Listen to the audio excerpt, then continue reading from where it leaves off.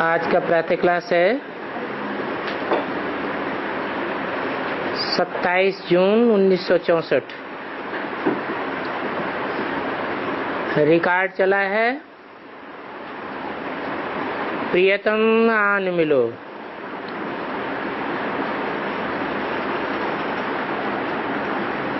ओम शांति। प्रियतम को कौन बुलाते हैं?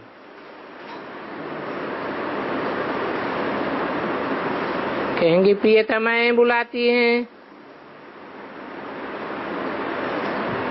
और प्रियतमा को सजने अथवा भक्त भी कहा जाता है।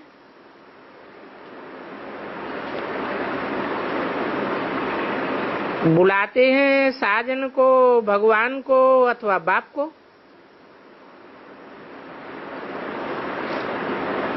तो इसमें सर्वव्यापी का ज्ञान तो नहीं हुआ।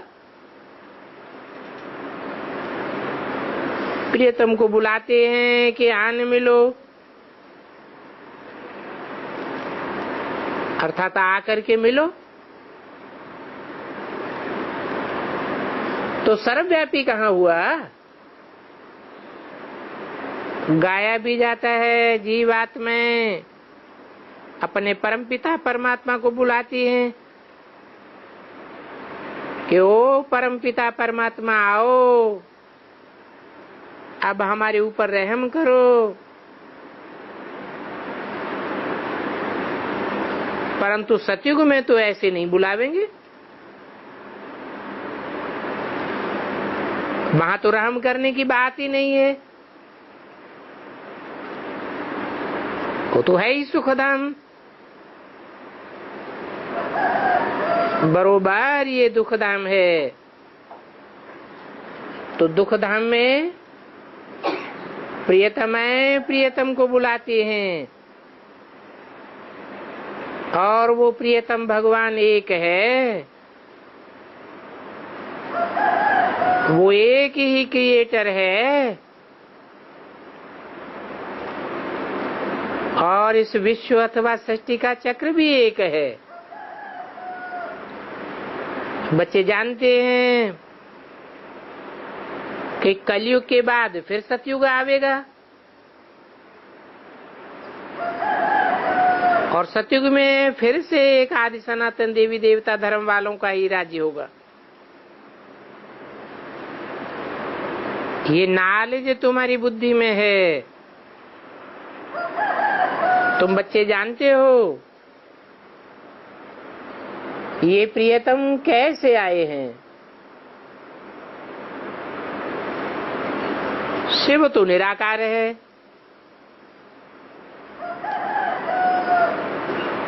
और तुम सब निराकारी आत्माएं हो। इस सच रूपी रंगमंच पर आई हो पार्ट बजाने के लिए। अब निराकार बाप कैसे आया, और आकर के कैसे राजयोग सिखाया? ये राजयोग कृष्ण बच्चा तो नहीं सिखला सकता, क्योंकि राजयोग में तो राज की बातें भरी हुई है।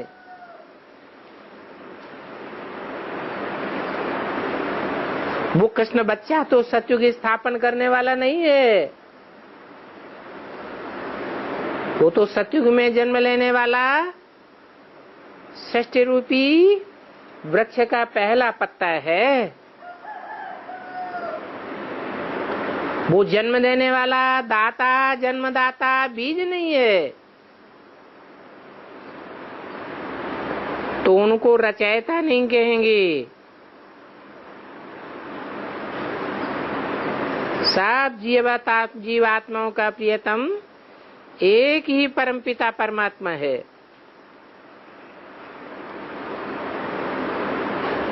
परंतु जो एक ही प्रिय परमपिता परमात्मा है उसको क्रिएटर कहेंगे, परंतु क्रिएटर निराकार को कहा जाता है।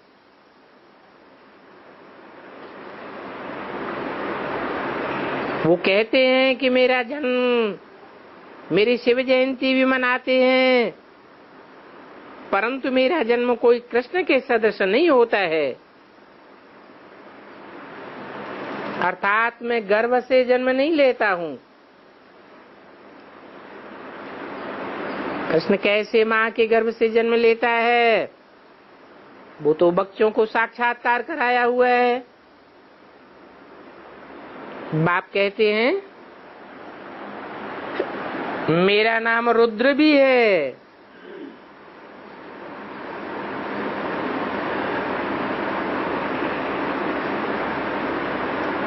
रुद्र और रुद्र रूप धारण करने वाले को कहा जाता है।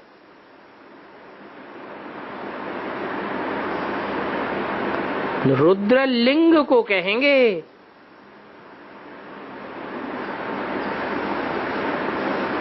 गीता में भी है, ये रुद्र ज्ञान यज्ञ है अथवा शिव का रचा हुआ यज्ञ है। तो जरूर निराकार शिव को साकार में आना पड़े। तो बाप बैठ समझाते हैं गीत के 2 अक्षर से ही सर्वव्यापी का ज्ञान निकल जाता है।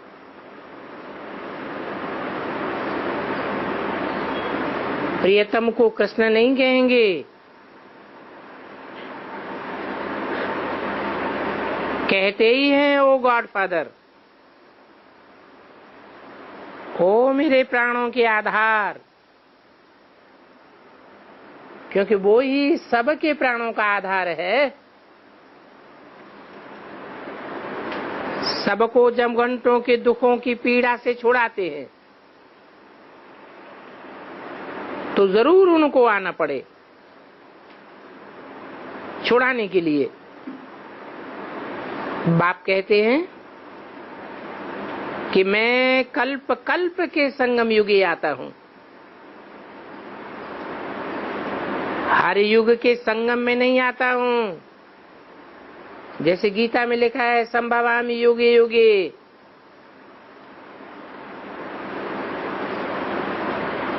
ये कल्याणकारी युग है, पुरुषोत्तम संगम युग। कल्प के अंत में ही आता है। सतयुग के बाद तो फिर 2 कलाएं कम हो जाती हैं।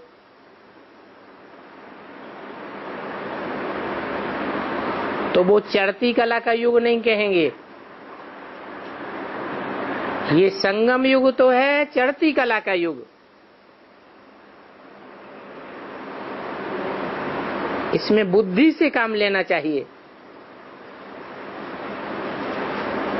नए के लिए तो बहुत समझाते हैं, तुम्हारा बाप निराकार परम पिता परमात्मा शिव है, उनको याद करो। और गुरु गुसाई आदि के मंत्र सब भक्ति मार्ग के हैं। अभी वो भक्ति मार्ग मुर्दाबाद होता है, ज्ञान मार्ग जिंदाबाद होता है। ये भक्ति आधा कल्प चलती है और ज्ञान का वर्षा आधा कल्प चलता है। ज्ञान कोई आधा कल्प नहीं चलता है। वहां सतयुग त्रेता में ज्ञान नहीं रहेगा, वहां तो ज्ञान की प्रारब्ध रहेगी, वर्षा रहेगा। ज्ञान दिया ही जाता है दुर्गति से सदगति में लाने के लिए। ज्ञान से ही सदगति होती है। भक्ति तो जन्म जन्मांतर करते आए, सदगति तो किसी की हुई नहीं, और ही सारी दुनिया दुर्गति में जा रही है।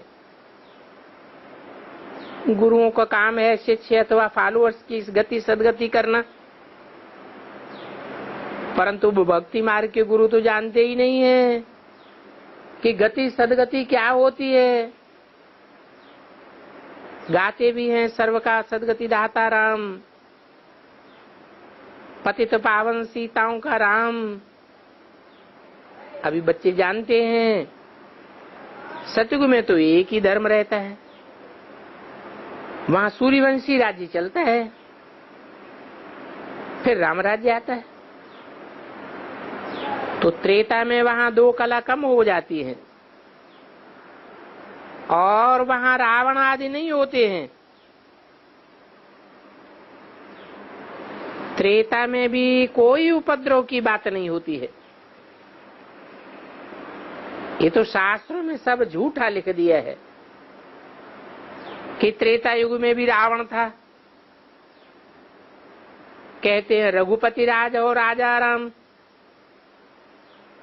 परंतु ये तो झूठ बात है। ये सारी दुनिया लंका है और सारी दुनिया में रावण का राज्य है।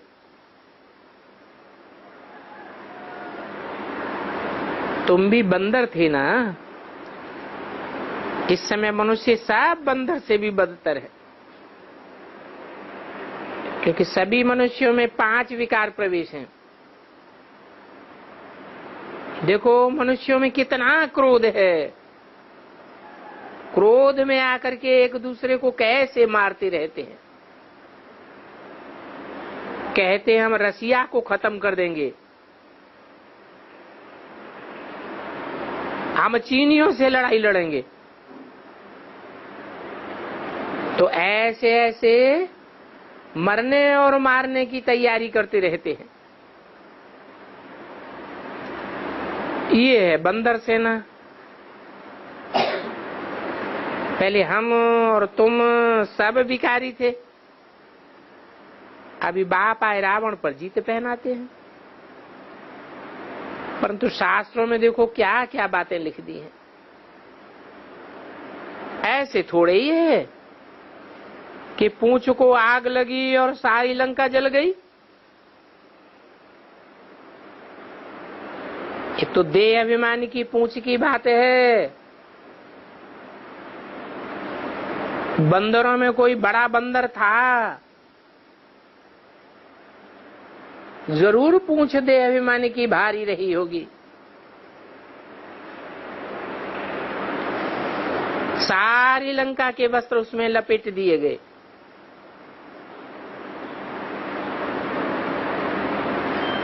ये कोई स्थूल बातें नहीं है, स्थूल वस्त्रों की बात नहीं है, ये शरीर ही वस्त्र है। और वास्तव में ये सारी दुनिया लंका है। तुम ब्राह्मण कुलभूषण बच्चे भी पहले पतित थे, अभी तुम माया रावण पर जीत पहनते हो। अभी बाप ने आए तुम्हारी बुद्धि का ताला खोला है। तुम जानते हो कि बुद्धिमानों की बुद्धि बाप है। मनुष्य तो बंदर से भी बदतर बन गए, तो बातें भी बंदर की ही करते रहते हैं। बंदर सेना ली, अरे ये बंदर सेना कैसे होगी? देखो क्या क्या डाल दिया है शास्त्रों में। ऐसी बातें शास्त्रों में डाल करके सब मनुष्यों का माथा ही खराब कर दिया है। और खराब किसने किया है? न साधु संत महात्माओं ने माथा खराब किया है। बाप कहते हैं ये फिर भी होना ही है। पहले तो ये सर्वव्यापी का ज्ञान नहीं था। कहते थे कि परमात्मा बेअंत है, बेअंत कह करके फिर सर्वव्यापी कहना, ये कितनी भारी मूर्खता है, बड़ी भारी भूल है। कह देते हैं शिवोहम तत्वम, कभी कहते हैं शिवोहम, कब फिर कहते हैं ब्रह्मास्मि। अपने को ब्रह्मा कहना, शिव कहना, ये भी रंग हो जाता है। अरे ब्रह्म तो रहने का स्थान है ना, ब्रह्मा में तो प्रवेश करते हैं ना। तो रहने का स्थान हुआ ना। शिव तो ब्रह्म महत्त्व में रहता है, इसलिए इनका नाम है ब्रह्मांड। और हम आत्माएं भी वहां की रहने वाली हैं। वो लोग फिर शिवो हम ब्रह्मास्मि कह देते हैं, तो वो बात तो रांग हो जाती है। शिव के नाम बहुत हैं, कह देते हैं वो रूप और नाम से न्यारा है।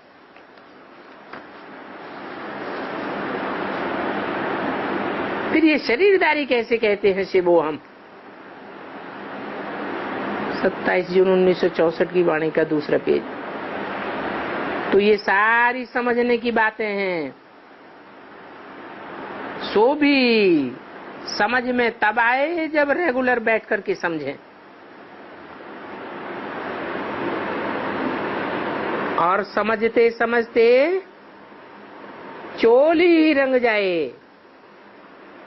समझाना है, तुम्हारा बेहद का बाप भी है जिससे भारत को जीवन मुक्ति का वर्षा मिलता है।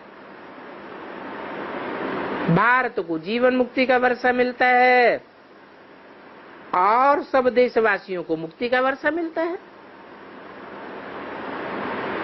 क्योंकि भारत में भगवान आते हैं तो भारतवासियों को जीवन मुक्ति का वर्षा मिल जाता है। बाप कहते हैं, बच्चे अब नाटक पूरा हुआ, अभी तुम्हारे 84 जन्म पूरे हुए हैं। इतना समय तुमने पार्ट बजाया है, अब फिर तुमको वापस जाना है। बाप आकर के हमारी राजधानी स्थापन करते हैं, तो जरूर जब संगम पर स्थापना हो तब तो सतयुग में तुम वर्षा लेंगे। तुम कितना अच्छा कर्म करना सिखाते हो। इन लक्ष्मी नारायण ने क्या किया जो ऐसा ऊंच पद पाया? अभी तुम जानते हो, बाप तो राजयोग सिखलाते हैं, सतयुग में थोड़े ही बैठ सिखलावेंगे। वहां तो है ही लक्ष्मी नारायण का राज्य, और ये है कल्याणकारी संगम युग। इस कल्याणकारी संगम युग में अच्छी रीत बैठ करके पुरुषार्थ करना है। बाप कहते हैं, अभी देह का भान छोड़ दो, अपन को आत्मा निश्चय कर मुझे बाप को याद करो। अभी तुम जन्म जन्मांतर धक्के खाए खाए थक गए हो। ये सन्यासी उदासी भी नहीं जानते हैं कि तुमने कब से धक्के खाए हैं। ब्रह्मा मुख वंशावली ब्राह्मण ब्राह्मणियां ही त्रिकालदर्शी बनते हैं। वर्णों का भी समझाया है। चोटी है ब्राह्मण वर्ण। भारतवासी चित्र बनाते हैं विराट रूप का, परंतु उसमें ब्राह्मणों की चोटी दिखाई नहीं है। देवताओं को दिखाया है मस्तक में, भुजाओं में क्षत्रियों को दिखाया है, पेट में जंगाओं में वैश्यों को दिखाया है, पांव में शूद्रों को भी दिखाया है, परंतु ब्राह्मण चोटी को गुम कर दिया है। ये प्रजापिता ब्रह्मा है ना, तो पहले ब्राह्मणों की चोटी चाहिए। ये गुम करने की शूटिंग कब हुई? भक्ति मार्ग में विराट रूप के चित्र में ब्राह्मणों की चोटी को गुम कर दिया। तो शूटिंग पीरियड में ये ब्राह्मणों की चोटी को गुम करने की कभी शूटिंग हुई होगी या नहीं हुई होगी? है? जरूर होनी चाहिए। तो बताया कि जो ब्राह्मण वर्ण गुम कर दिया है उसमें भी खास ब्राह्मण चोटी को गुम कर दिया है। जो चोटी का ब्राह्मण है, कौन है चोटी का ब्राह्मण? चोटी का वैश्य कौन है? शूद्र कौन है? चोटी का क्षत्रिय कौन है? चोटी का देवता कौन है? जो चोटी का ब्राह्मण, सो चोटी का देवता। तो कहा जाता है प्रजापिता ब्रह्मा है ब्राह्मण चोटी। तो ये चोटी पहले चाहिए, परंतु यज्ञ के आदि में इस ब्राह्मण चोटी को ही गुम कर दिया। अभी तो नाम भी नहीं लेते हैं। बाप कहते हैं इस समय साफ शूद्र है।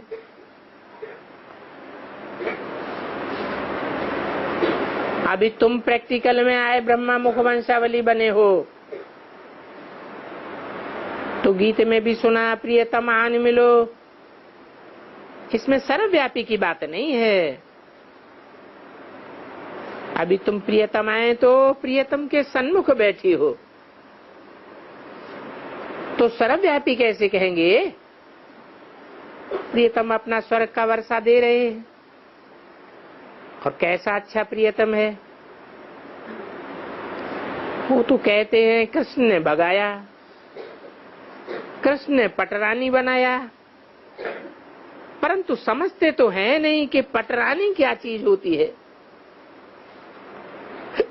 अभी तुम तो जानते हो कि जो पट्ट में आकर के गिरी वो पटरानी बन गई।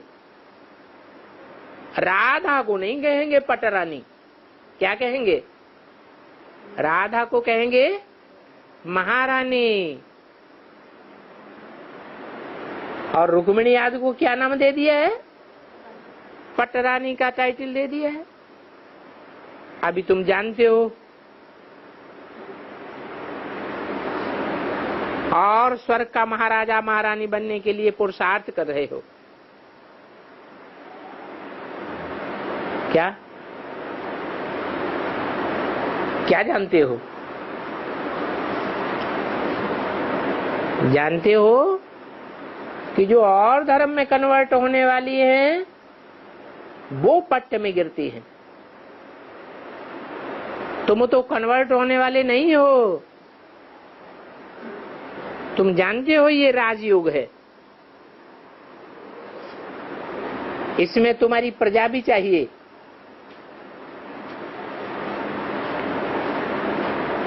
प्रजा नहीं होगी तो राजा क्या करेगा? तो ये राजयोग भी है और इसमें प्रजायोग भी छुपा हुआ है। तुम्हारा राजयोग और प्रजायोग कंबाइंड है। संदेश देते हो तो प्रजा बन जाती है। संदेश लेने वालों में 100 में कोई 1-2 निकलते हैं तो वारसदार बन जाते हैं, राजघराने में आ जाते हैं या तो राजा बन जाते हैं। तो तुम जानते हो कि सिर्फ राजा रानी थोड़े ही बनेंगे।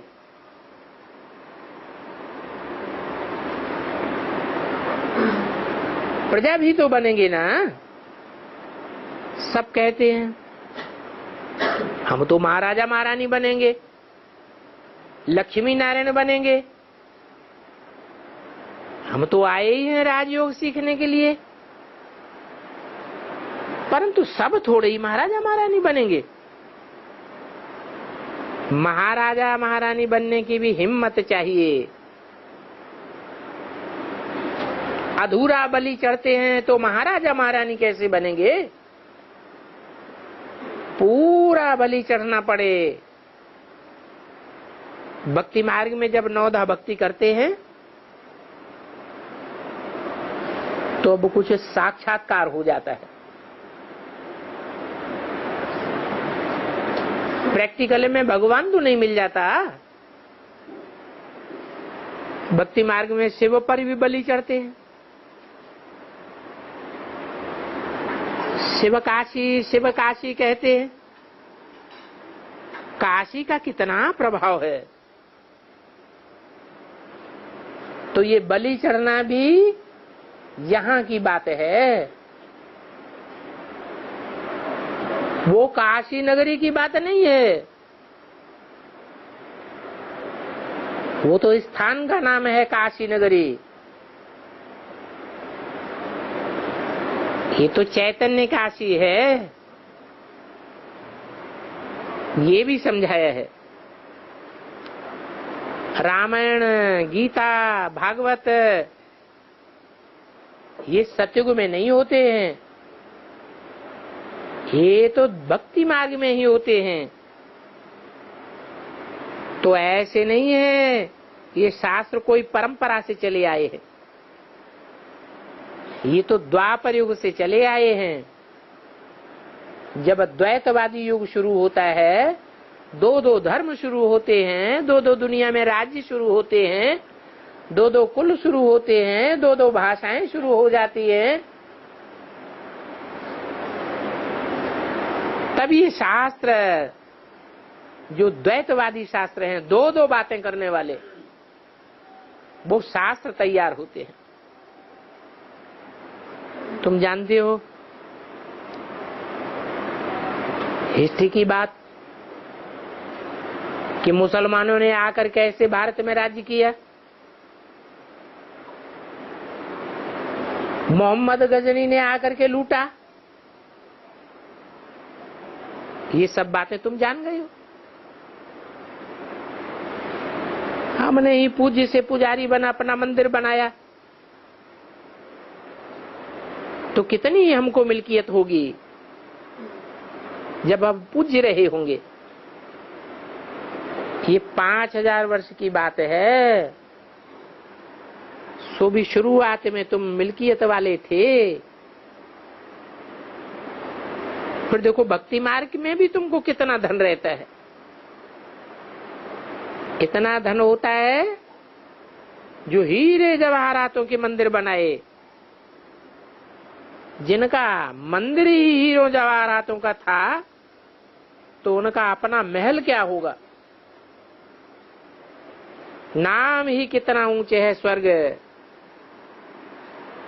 लक्ष्मी नारायण कितने जड़े हुए देखते हो। अभी तो बेचारों के पास पैसा ही नहीं है। आगे तो लक्ष्मी नारायण के लिए हीरों का सब कुछ बनाते थे, बाद में सब कुछ लूट फूट ले गए। वहां तो सोने की वृक्ष होती है, तुम सोने की ईंटों से महल बनाते हो। तो देखो, जिनके पास सोने की ईंटें रहती होंगी, उनकी खुद की अकल कितनी अच्छी रहती होगी। अभी तो बेअकल बन गए हैं, बेअकल बन गए हैं तो कंगाल बन पड़े हैं। और कंगाल बनते भी देखो नशा कितना है। जैसे हाथी के सामने बंदर गुरूर गुरूर करता रहता है। आत्मा बुलाती है प्रियतम को कि आन मिलो प्रियतम। बाप कहते हैं सर्वव्यापी के ज्ञान ने तुमको कौड़ी मिसल बनाई दी है। भारतवासियों ने कितनी मेरी गिलानी की है। बाप कहते हैं जैसी उनकी दृष्टि है वैसी उन्हें सृष्टि दिखाई देती है। कितने शिवा पर देवताओं पर कलंक लगाए हैं। श्री कृष्ण इतना मीठा, इतना सतो प्रधान, सतयुग के आदि का पहला पत्ता, उनको भी ठोक दिया है तक्षक सर्प ने डसा।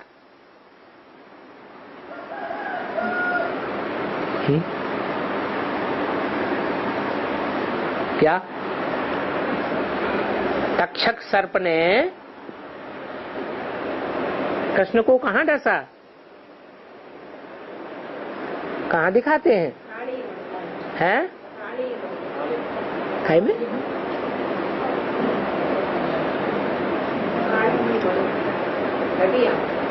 नदी में है। हाँ जी। अब सर्प तो माया रूपी सर्प है ना, 5 फणों वाला है। अब बताओ सतयुग में वहां सर्प कहां से आया? तो कहां की बात है? संगम युग की बात है। ये तो जैसे शास्त्रों के खिलौने बनाए हैं और कितने झूठ कलंक लगाए हैं। इसलिए बाप कहते हैं यदा यदा हि धर्मस्य ग्लानिर्भवति, जब जब धर्म की ग्लानि होती है तब तब मैं इनमें प्रवेश करता हूं, और जब इनमें प्रवेश करूं तब तो ब्राह्मणों को रचूं। ये भी जानते हो कि जिसमें प्रवेश करता हूं उसका नाम ब्रह्मा रखता हूं। ब्रह्मा को रचूं तभी तो ब्राह्मण बने। शास्त्रों में कहते भी हैं ब्रह्मा मुख से ब्राह्मण निकले।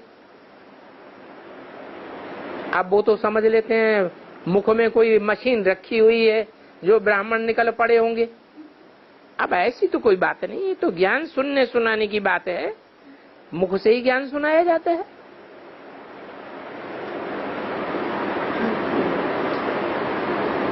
ऐसे नहीं, मुख से ज्ञान सुनाने के लिए कोई मुझे बेलायत जाना पड़ेगा मशीन तैयार करने के लिए जो ब्राह्मण बन जाए।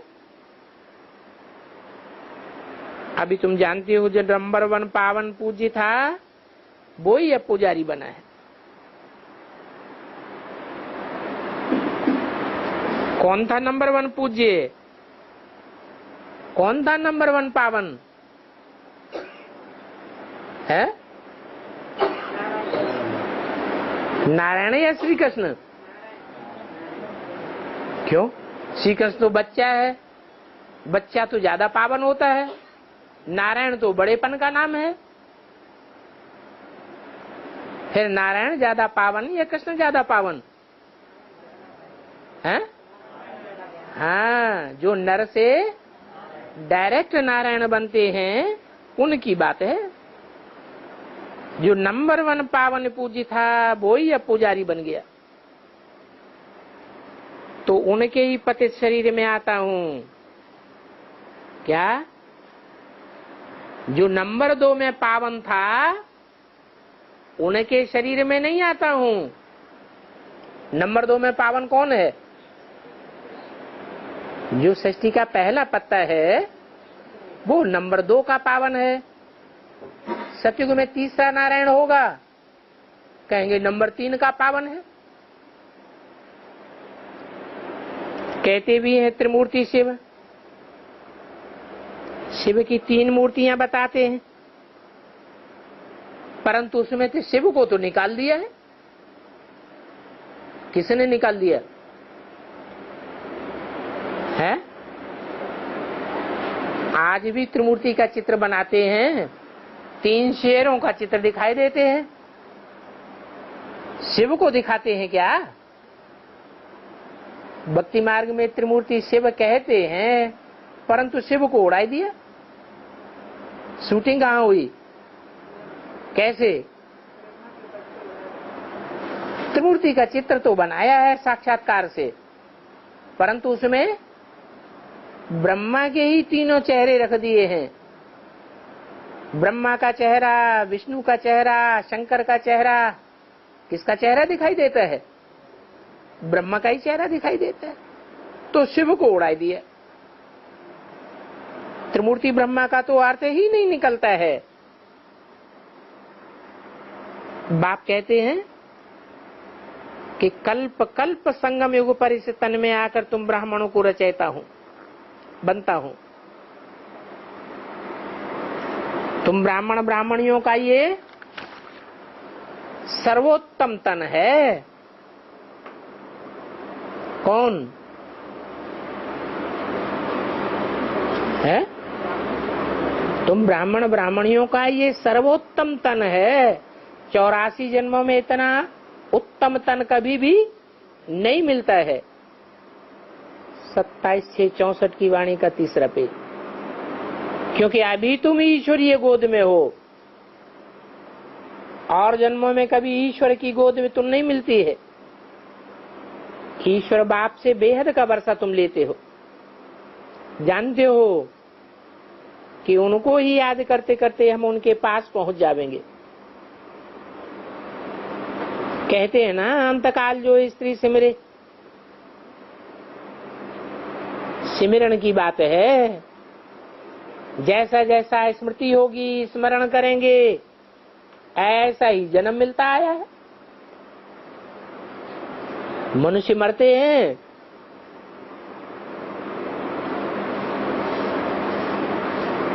तो क्या गायन है।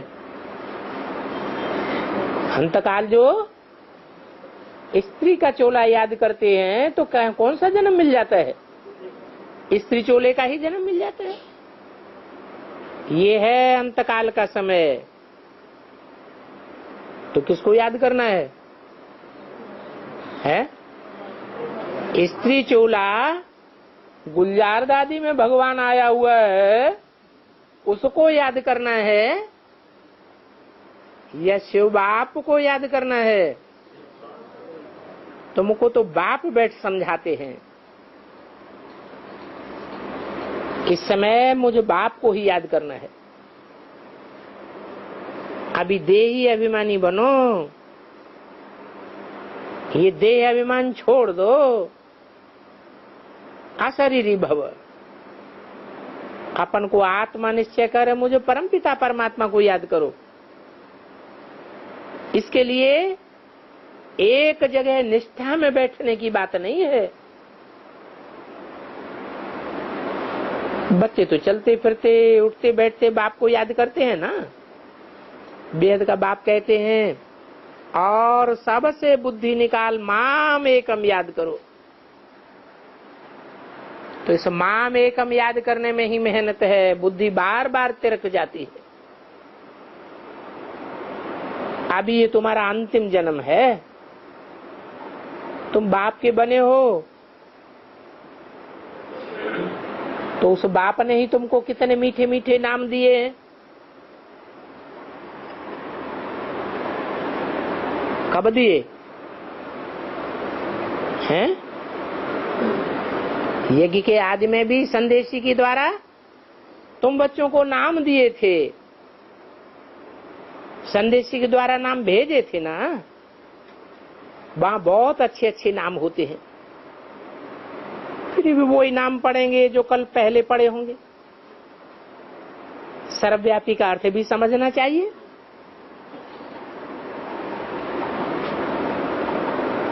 सब भक्त भगवान हैं, तो फिर मिलेगा क्या? तो क्या अर्थ हुआ सर्वव्यापी का? है? अरे भक्त भगवान हैं या भगवान को याद करने वाले हैं? भगवान को याद करने वाले हैं। तो सब भक्तों में याद समाई हुई है। याद सर्वव्यापी हुई या भगवान सर्वव्यापी हुआ? याद की शक्ति समा जाती है।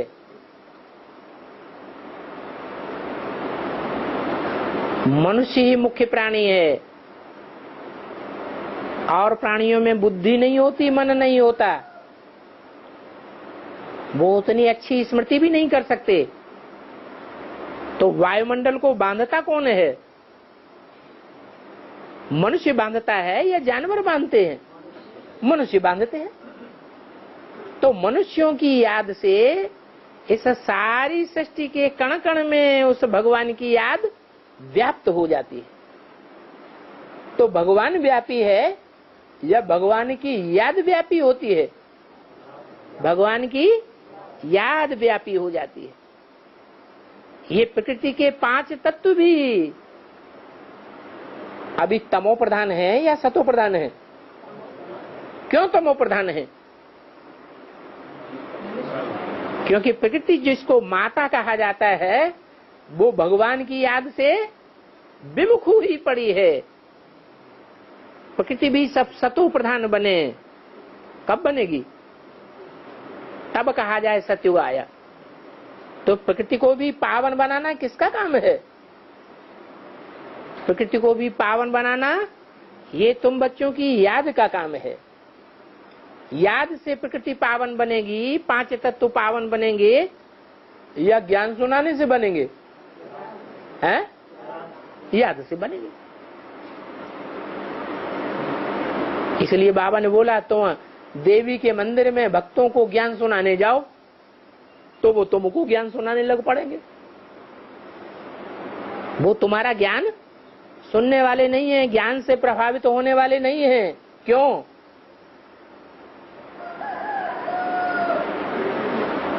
क्योंकि ज्ञान की देवी तो स्वयं साक्षात सरस्वती गाई हुई है। सरस्वती ओम राधे जगदम्बा माता, जो सारे जगत की माता है, जगदम्बा है, सरस्वती नाम रूप से गाई हुई है, वो ज्ञानी की देवी है। ज्ञान की देवी का टाइटल किसको मिला है? सरस्वती जगदम्बा को मिला हुआ है। तो जिसको भगवान ने सरस्वती ज्ञान की देवी का टाइटल दिया हुआ है, उसको तुम ज्ञान सुनाओगे तो पावन बन जाएगी? है? बनेगी पावन? नहीं पावन बनेगी। काहे से पावन बनेगी? तुम्हारी याद से ही पावन बनेगी। याद कहा जाता है स्नेह को। याद किसे कहा जाता है? स्नेह को। स्नेह भी कैसा? व्यभिचारी स्नेह या आप व्यभिचारी स्नेह? आप व्यभिचारी स्नेह है।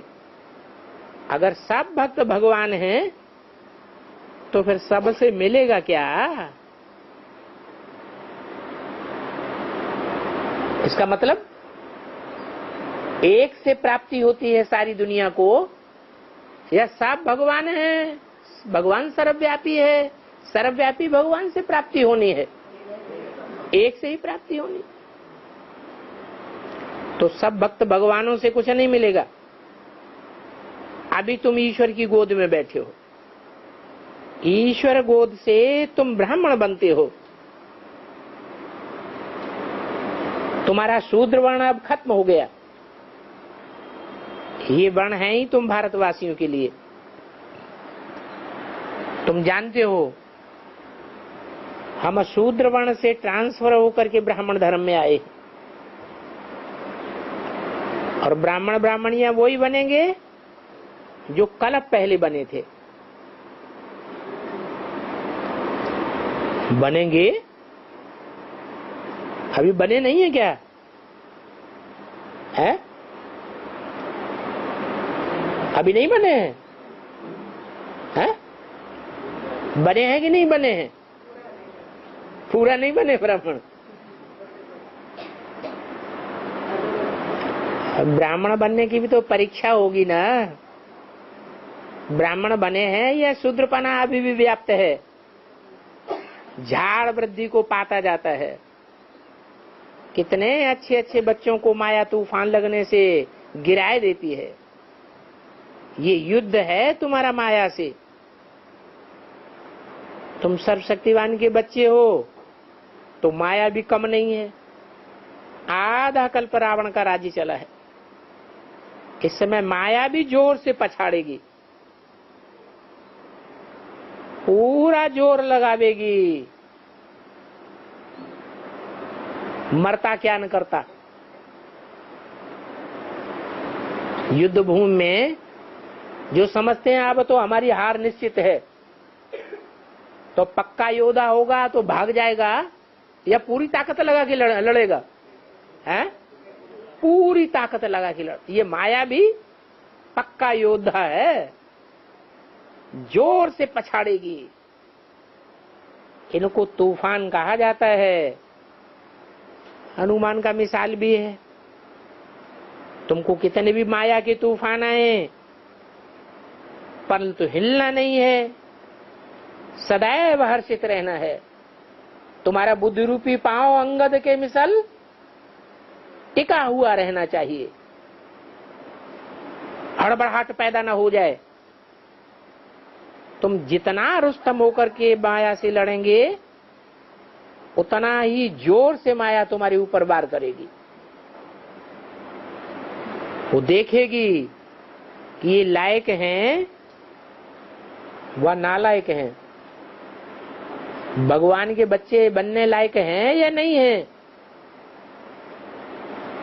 बच्चे कहते हैं बाबा माया ने तो हमारा मुंह ही काला कर दिया, काला मुंह हुआ बस, फिर तो बुद्धि का ताला लग जाएगा। बुद्धि को ताला लग जाएगा तो तुमको ज्ञान के कोई भी पॉइंट की धारणा ही नहीं होगी, क्योंकि बाप को कलंक लगाई दिया। लौकिक बाप भी कहते हैं तुम तो कुल कलंकित हो गए, इससे तो अच्छे मर जाते हैं। बाप समझाते हैं अभी तुम कभी भी कुल कलंकित नहीं बनना। बाप परमधाम दूर देश से आते हैं तुमको पढ़ाने के लिए। भगवान वाच मैं तुमको राजाओं का राजा बनाने आया हूं, मैं राजा ही तो जरूर स्थापन करूंगा। क्या ऐसे नहीं कि ब्रह्मा तन में आकर के पढ़ाई पढ़ा के चला जाऊंगा और तुम बैठ करके राजा ही स्थापन कर लेंगे या राजधानी स्थापन कर लेंगे, ऐसे नहीं है। फिर तो उन धर्म पिताओं में और भगवान आकर जो धर्म पिता बनता है उसमें कोई फर्क रहा ही नहीं। मैं राजा ही जरूर स्थापन करूंगा। इस समय तक जितने ब्राह्मण बने हैं कल्प पहले इतने ही बने थे और आगे भी बनते रहेंगे। कोई भी आवे तो उनको सर्वव्यापी की बात पर समझाओ। पहली बात क्या पकड़ो है, क्या समझाओ कि भगवान सर्वव्यापी नहीं है, एक व्यापी है। तुम बाप के लिए कहते हो बाप कुत्ते बिल्ले सब में है, टट्टी में है, कण कण में है। कितने हमारी बाप की ग्लानि करते हो। आगे तो हम भी करते थे। मुख्य बात है सर्मा परमात्मा बाप की सर्वव्यापी कह करके ग्लानि करना। देवी देवताओं की भी ग्लानि करते हैं। देवताएं वाम मार्ग में जाते हैं तो फिर देवताएं थोड़े ही रहते हैं। सन्यासी कहते हैं हम ब्रह्मास्मि शिवो हम, बाप कहते हैं ये उनकी झूठ बातें हैं। ऐसा कहकर के कितना नुकसान करते हैं और फिर ब्रह्मास्मि शिवो हम कह देते हैं। वो रहने का स्थान है ब्रह्मा और वो रहने वाला है शिव बाप। कितना रात दिन का फर्क होता है। स्थान अलग और स्थान में रहने वाला अलग, वो दोनों को एक समझ लेते हैं। बच्चों को भी याद कराना है उस पारलौकिक बाप का कोई बाप नहीं है, वो स्वयं नॉलेजफुल है, मनुष्य सृष्टि का बीज रूप है, चैतन्य भी है, पतित पावन है, रहम दिल है, नॉलेजफुल है, ब्लिसफुल है। उनके ऊपर ब्लिस करने वाला कोई भी नहीं है। वो खुद ही बाप टीचर सदगुरु है। वेद बाप के घर में तुम अभी बैठे हो, ये ईश्वरीय कुटुंब है। फिर बाद में होगा दैवी कुटुंब। तुम बच्चे अभी ब्राह्मण हो, फिर ब्राह्मणों की वृद्धि होती जाएगी, ब्राह्मण सो देवता बनते जाएंगे, वृद्धि को पाते जाएंगे। ये 84 का चक्र भी तुम्हारी बुद्धि में है। हम सो देवता इतने जन्म, हम सो क्षत्रिय इतने जन्म, अभी हम फिर सो देवता बन रहे हैं। ये माया दुखधाम बनाती है, बाप आकर के सुखधाम बनाते हैं।